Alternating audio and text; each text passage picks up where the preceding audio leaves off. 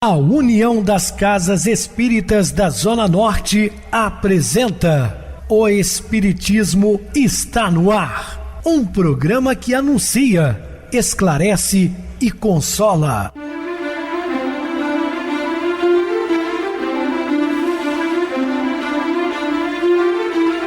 Não se turbe vosso coração. Credes em Deus, credes também em mim. Na casa de meu pai há muitas moradas. Se assim não fora, eu vou-los teria dito, pois vou preparar-vos lugar.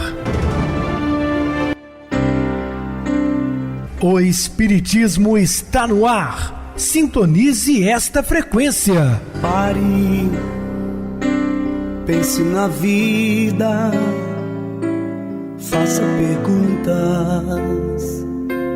Uma ótima noite para você, muito obrigado pelo carinho, pela sintonia. Rádio Clube FM, sua voz e a nossa voz. Estamos no ar de segunda a sexta desde 2014 pela emissora, depois também pelo YouTube, o canal é Viver _Melhor. Se inscreva, deixa seu like e sua opinião, sempre importante para nós, ou acesse o YouTube, digite o Espiritismo está no ar, lá encontrarão vários programas, inclusive o do dia. Recebo carinhosamente meu querido amigo, expositor espírita Marcos Ferreira. Uma boa noite, seja muito bem-vindo. Boa noite, Pedrosa, boa noite a todos os ouvintes.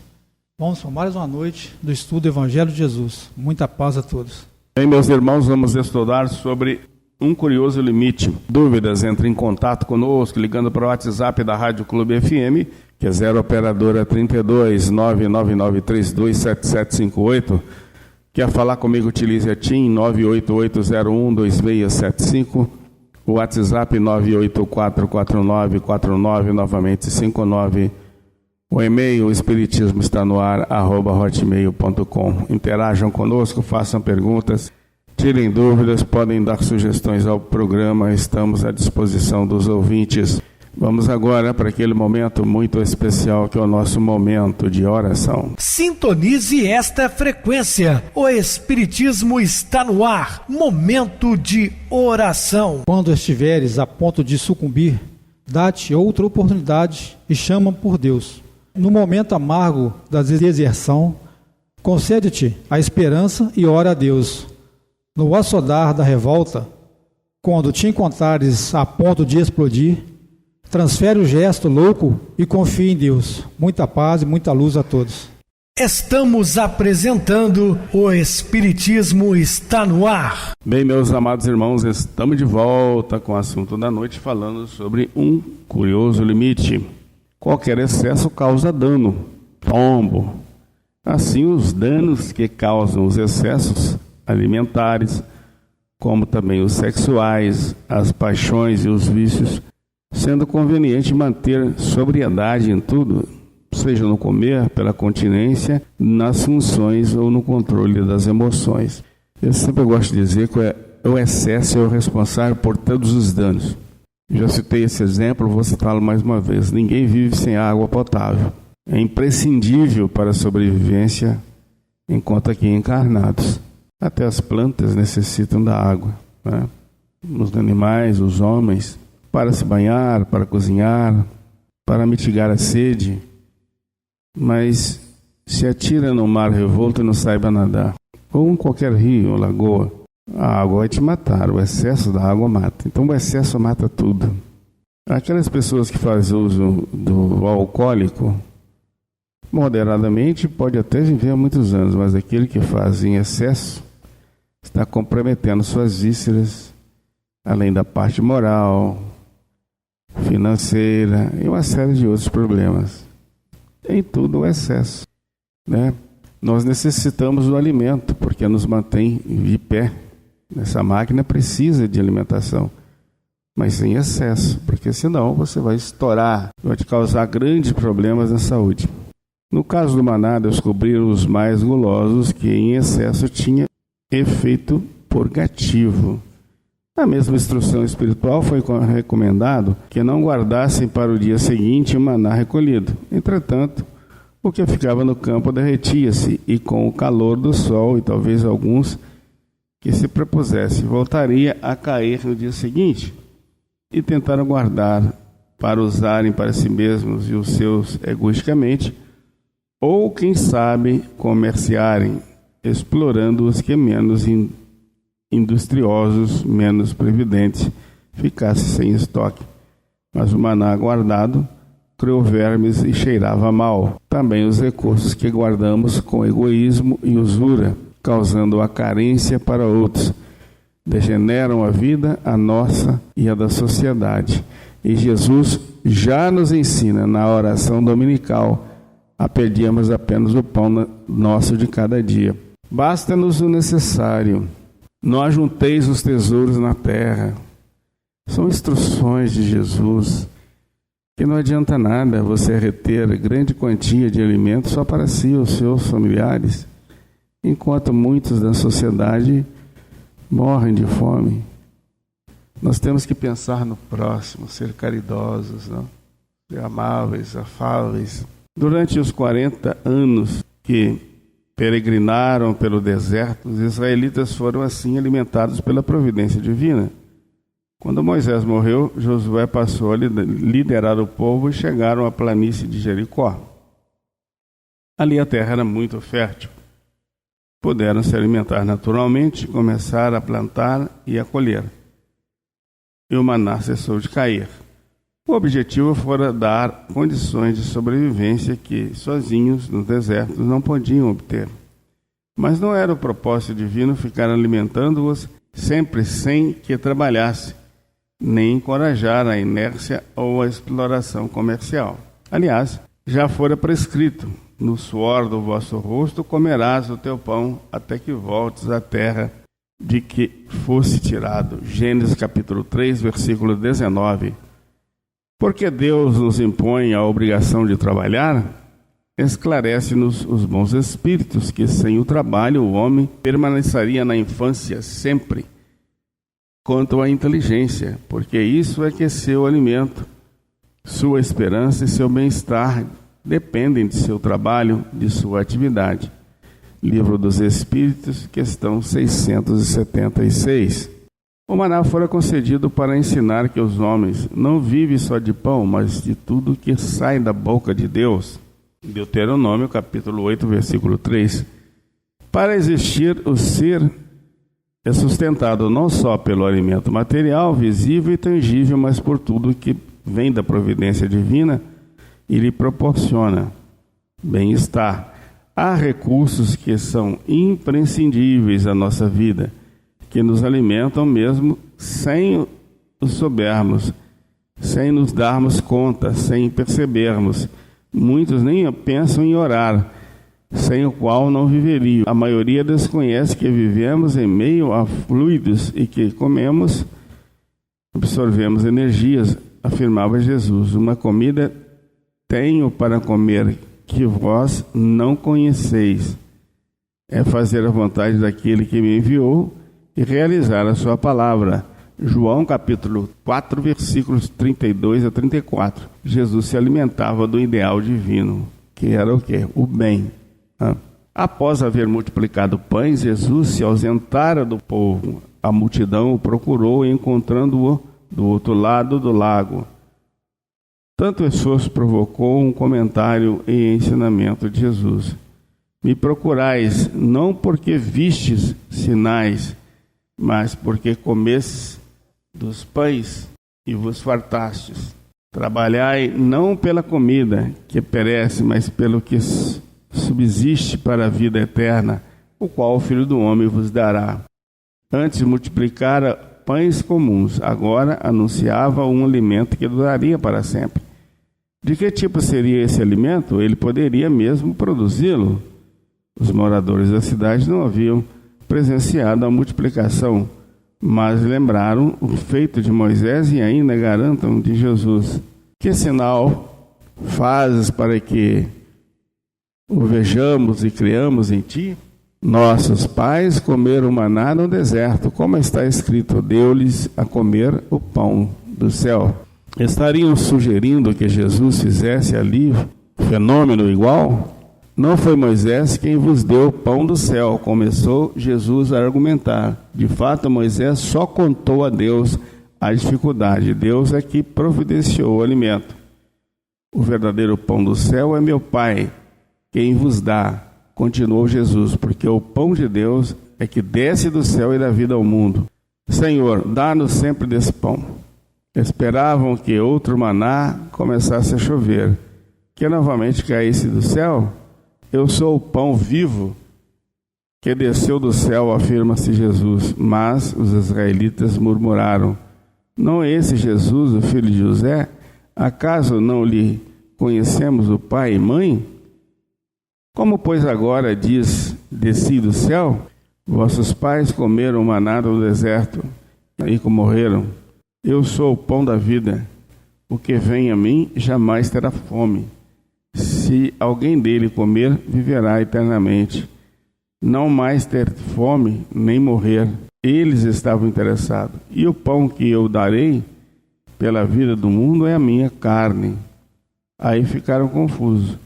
Como pode este dar-nos a comer a sua própria carne? Se não comeres a carne do Filho do Homem, não tendes vida em vós mesmos. Quem comer a minha carne, permanece em mim e eu nele. Incompreendida, a afirmativa foi motivo de escândalo e de afastamento de alguns seguidores. Duro é este discurso. Quem o pode ouvir? Ou seja, quem o pode aceitar?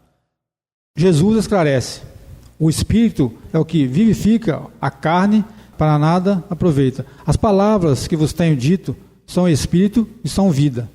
Significava que não estava falando de comerem a sua carne material para terem vida, pois a matéria não dá vida. O que dá vida é o Espírito. Sua mensagem, o ensinamento que trazia, é que tinha vida espiritual. Se tirarmos o véu da letra, a verdade espiritual surgirá clara, luminosa. Jesus desceu do céu, veio de plano superior para dar a sua carne, oferecer sua existência corpórea na terra, para ser comida, assimilada e nos dar vida, ativar nosso eu espiritualmente. Como o corpo precisa de alimento para entreter a vida física, senão não consegue equilibrar suas funções, definha, enferma e até sucumbe. A alma precisa de alimento espiritual para conservar e intensificar a vida psíquica, afetiva, senão enfraquece, adoece e morre moralmente. Jesus é o pão vivo que desce do céu, alimento espiritual verdadeiro, puro e bom, que Deus mandou para nossas almas. Sustenta, desenvolve e fortalece o espírito. Quem quer comer deste pão divino? Quem sente e sabe que dele precisa. Mas como diz Vinícius, na escola do mestre, há duas formas de fome, a de pão e a de luz. A de pão tem efeitos imediatos. O faminto sabe que não tem pão e que sem ele não pode viver. Para obter o pão que lhe falta, logo se põe em atividade. Se pode, ou exige, ou trabalha por ele, ou por ele implora. A fome de luz é diferente.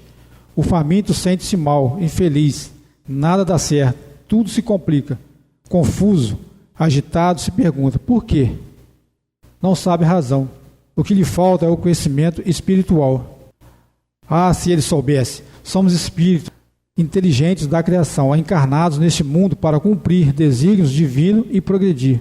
Para tanto, enfrentamos provas e expiações, colhendo resultados segundo os atos que praticamos nessa ou encarnações anteriores. Espíritos desencarnados influem sobre nós.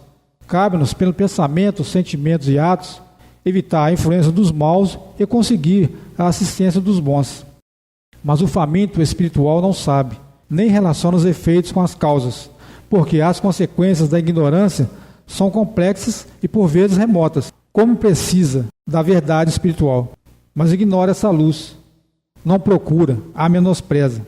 Não é preciso dizer ao faminto que ele precisa de pão. No entanto, é mister muito esforço, paciência e engenho para convencer ao ignorante de que ele tem necessidade de luz. O pão é ardentemente desejado pelo faminto. O ignorante rejeita e repele a luz ofertada. O que ainda só conhece o pão material, só por ele lutam. E como? Foi esse o exemplo da multidão que, após a multiplicação de pães, se locomoveu, buscando. Que procuravam com tanto empenho? o mestre que lhes poderia ensinar coisas espirituais? Me procurais, porque comeste dos pães e vos fartastes. Não estaremos também lutando, ainda e somente pelo imediato, pelo que é material, para vir ao centro, a fim de estudar, melhorar-nos e servir? Talvez aleguemos 1000 impedimentos e dificuldades para ver fenômenos, obter curas físicas e conseguirmos a solução de problemas. Sem esforço, indagamos, interessados. Onde? E vamos em busca, não importando o sacrifício. Entretanto, Jesus nos convida a trabalhar não pela comida que perece, que permanece para a vida eterna. Quem se alimenta apenas do que é material, apesar de aparentemente nutrido, gordo, forte e corado, sente-se faminto de fé, paz, amor, compreensão, alegria verdadeira. Ante lutas e aflições, não resiste, desfalece combalido, definha intimamente pela carência afetiva. Não desenvolve potencialidades psíquicas, morais. É candidato ao que se pode considerar a morte para o espírito. Outros, com muito menos materialmente, apresentam-se cheios de vida e força, magros e, contudo, saciados. Como isso é possível? O pouco com Deus é muito, diz o povo. Estão alimentados espiritualmente. Lemos no livro Salmos, capítulo 126, no versículo 2. Inútil levantar-vos antes da aurora e alongar até a alta noite vossa vigília. Vós que comeis o pão de um duro trabalho, pois Deus o dá aos seus amados até durante o sono. Quem serão esses amados de Deus? Os que vivem de acordo com a lei divina, na matéria, mas sempre a serviço do Espírito. Não é elogio da inércia ou da preguiça, mas a revelação de outro modo de nutrição, a espiritual. A doutrina espírita nos informa e esclarece que enquanto o corpo dorme, desdobramos-nos e vamos. Aonde no plano espiritual? Os desavisados a planos e atividades inferiores, desgastantes e inquietantes. Os desejosos do bem a planos espirituais equilibrados. Visitas reconfortantes, estudos edificantes, recebimento de auxílio fluídico e espiritual. E ainda temos a prece para aurir energias, o estudo e a meditação sobre coisas espirituais para assimilar ideias, a ação no bem, que nos renova e multiplica as forças. Não é certo que as pessoas ativas vivem mais e atrai a cooperação de bons espíritos em nosso favor. É dando que se recebe, assegura Francisco de Assis. O procedimento correto e o pensamento elevado evitam desvios ou desperdício de forças. Por isso mesmo, receber passes e não mudar a conduta para melhor corresponde à perda de energias recebidas. Acautelai-vos do fermento dos fariseus e dos saduceus, recomendou Jesus aos discípulos. É porque não trouxemos pão, pensaram eles. Jesus lhes fez recordar a multiplicação que realizara e indagou. Como não compreendeis que não vos falei a respeito de pães, e sim acautelai-vos do fermento dos fariseus e dos saduceus?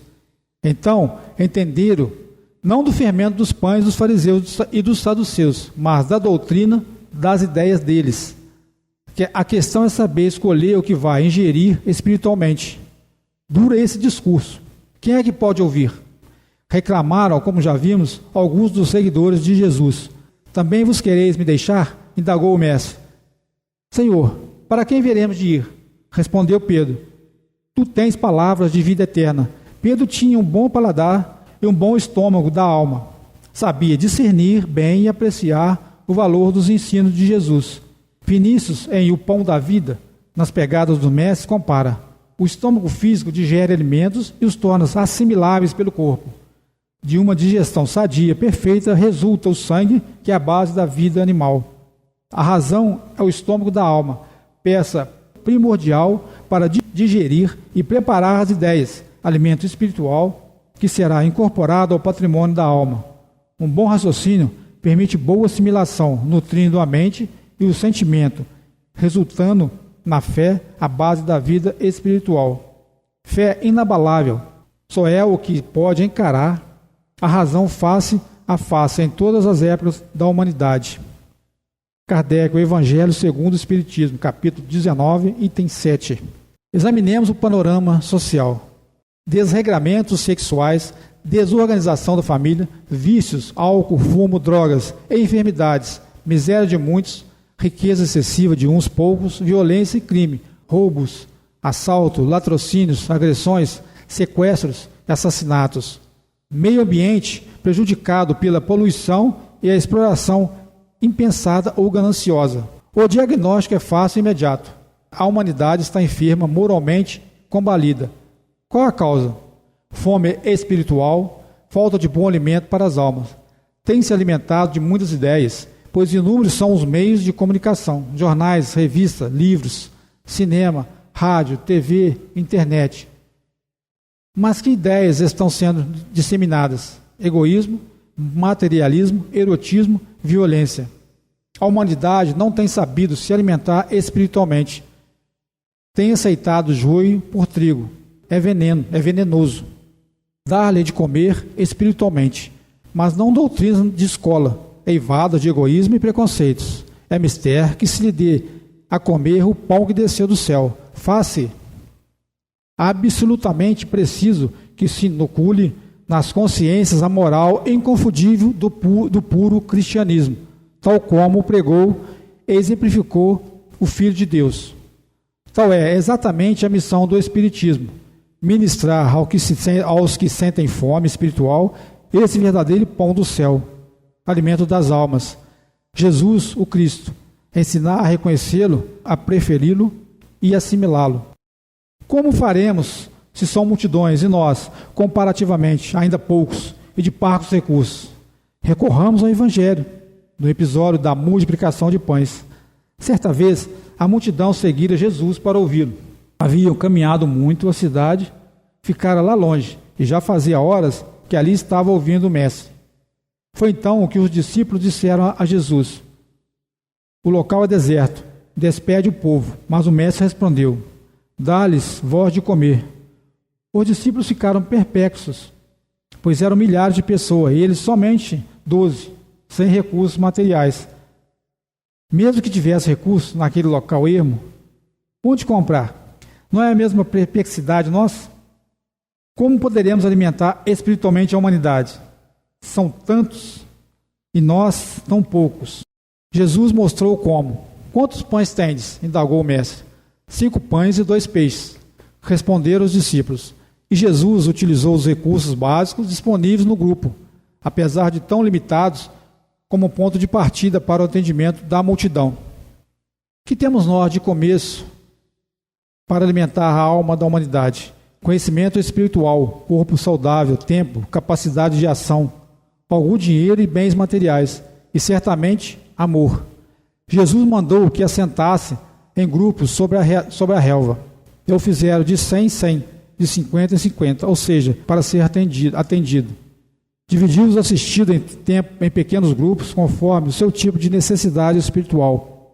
É uma providência inicial para o atendimento. Então, Jesus ergueu os olhos ao céu, abençoando os recursos disponíveis, aliando assim a matéria às forças do Espírito, tendo os recursos espirituais, o apoio e o amparo do além. Usemos. E partindo os pães, deu-os aos discípulos para que os distribuísse ao povo.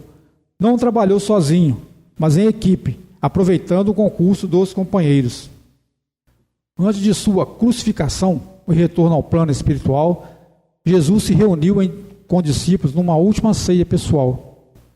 Ao despedir-se deles, entre outras instruções, tomando o pão e tendo dado graças, partiu e deu aos discípulos, dizendo: este é meu corpo, que é dado por vós.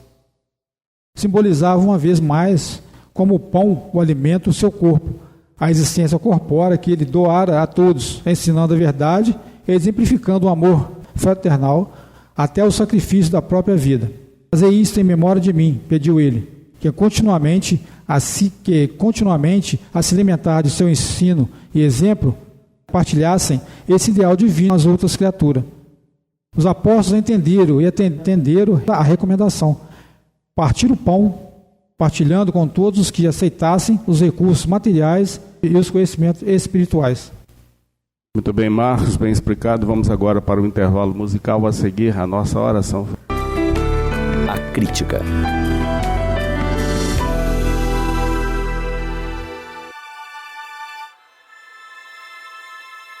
Convidada a fazer uma conferência a respeito da crítica, ela compareceu ante o auditório superlotado, carregando pequeno fardo. Após cumprimentar os presentes, retirou os livros e a jarra de água de sobre a mesa, deixando somente a toalha branca. Em silêncio, acendeu lâmpada potente. Enfeitou a mesa com dezenas de pérolas que trouxera no embrulho, e com várias dúzias de flores frescas e perfumadas.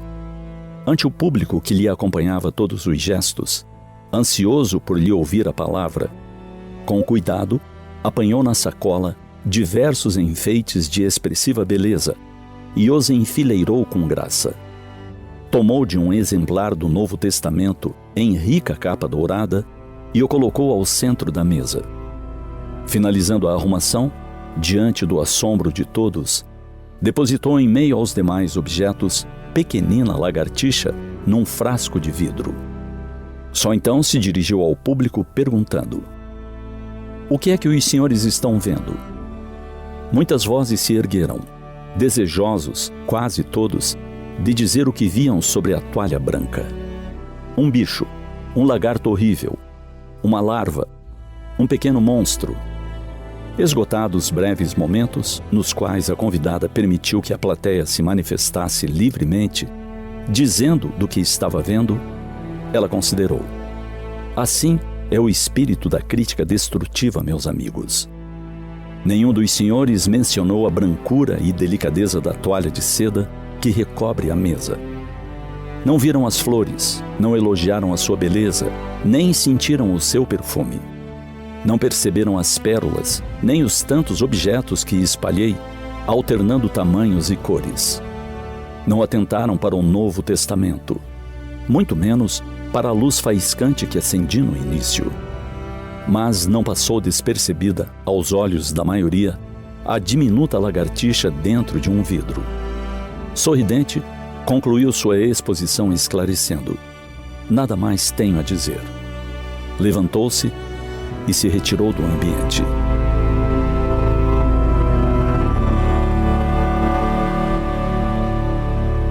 Quantas vezes temos sido cegos para as coisas e situações valorosas da vida? Acostumados a ver somente os fatos que evidenciam o lado ruim da sociedade humana, volvemos o olhar para os detritos morais das criaturas.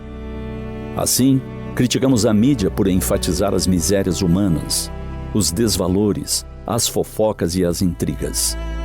Mas, em verdade, isso tudo só vem a lume, ganha espaço nas manchetes, nas redes sociais, porque nós apreciamos. Porque buscamos esses conteúdos e até deixamos nossos likes depois da leitura ou da visualização. Sem falar que nos tornamos os divulgadores, porque compartilhamos com amigos, conhecidos, parentes próximos e distantes, alimentando nossos grupos de contatos. É imperioso atentarmos para os nossos valores ou desvalores, antes de levantarmos a voz para criticar a sociedade e os meios de comunicação em geral.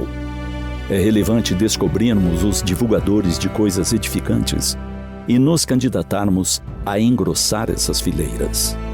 Com esse procedimento, exaltando o bem em detrimento do mal, evidenciando a paz em vez da guerra, com a elevação do perfume sobre os odores fétidos, estaremos colaborando de maneira efetiva para a melhoria deste mundo em que nos encontramos.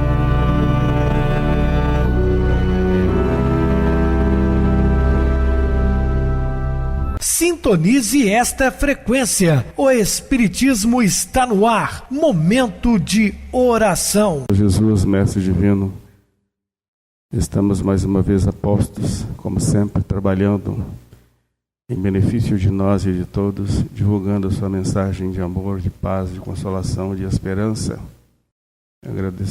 Agradecidos estamos e contamos sempre, Senhor, com a vossa divina e augusta mensagem que consola nossas vidas.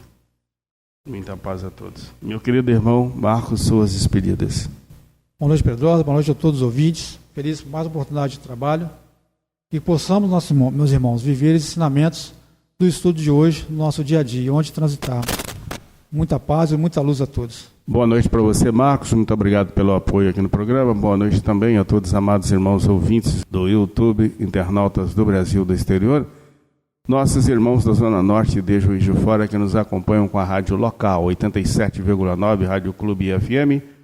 Continuem ligados ouvindo a nossa próxima atração, o programa Batidão com o DJ Tico, a seguir na voz de Ailton Moreno, Encontro Central. Boa noite a todos e até amanhã, se Deus quiser.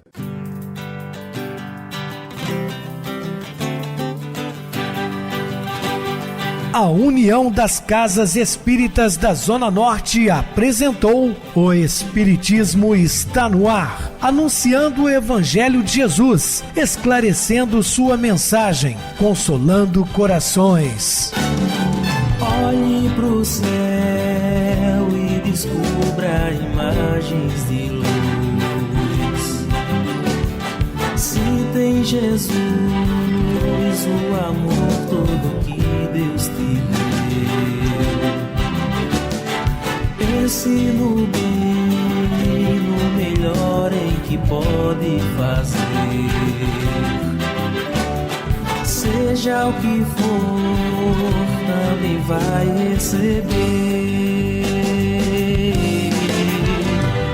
De coração, ajude-me, irmão, a caridade é o caminho do amor. Faça ainda que possa sofrer, pois bênçãos de Deus há de ter.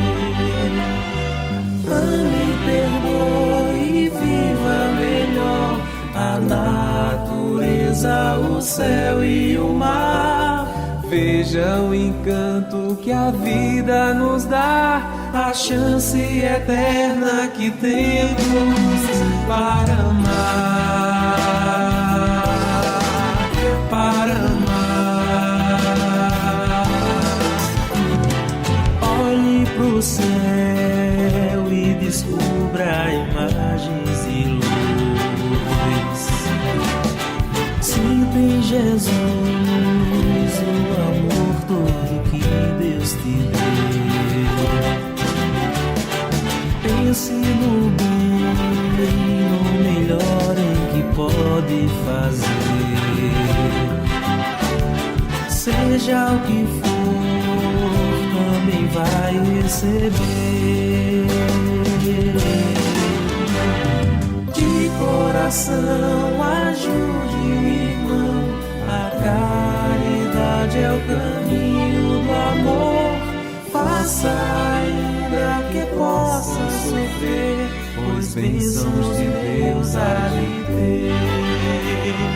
Ame, perdoe e viva melhor a natureza, o céu e o mar. Veja o encanto que a vida nos dá, a chance eterna que temos para amar.